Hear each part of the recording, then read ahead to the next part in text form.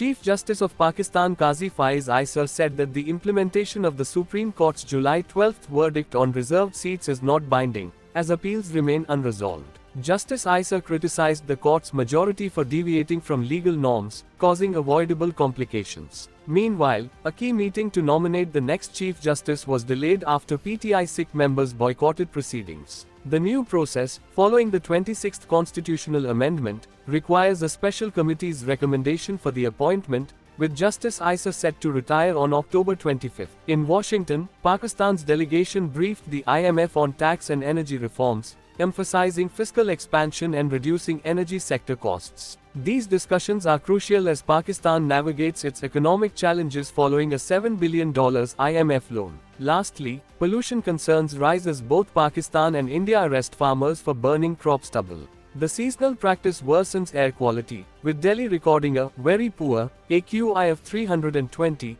highlighting the urgent need for environmental measures.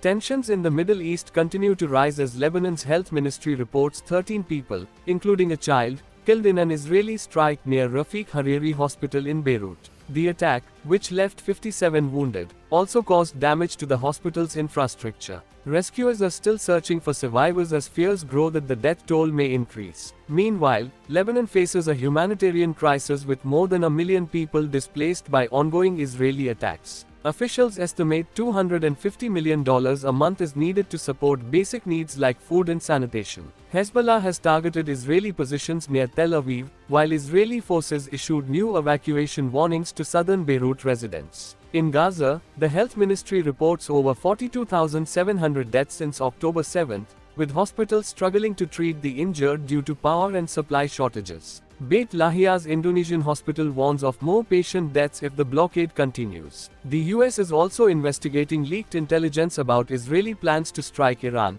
as regional tensions escalate. Talks between Saudi Arabia and Jordan are underway, pushing for ceasefires and continued humanitarian aid. While Israel's Prime Minister Benjamin Netanyahu has held talks with Antony Blinken in Jerusalem.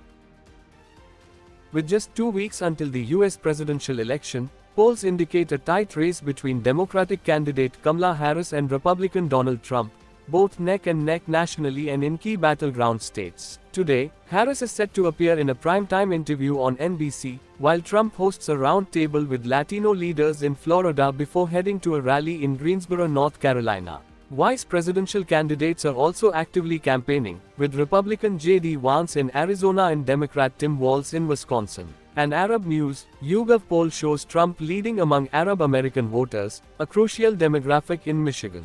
In a controversial move, billionaire Elon Musk plans to award $1 million daily to registered voters supporting his pro-Trump PAC. Legal experts warn the scheme could verge on illegal election interference, as Pennsylvania's governor calls for an investigation.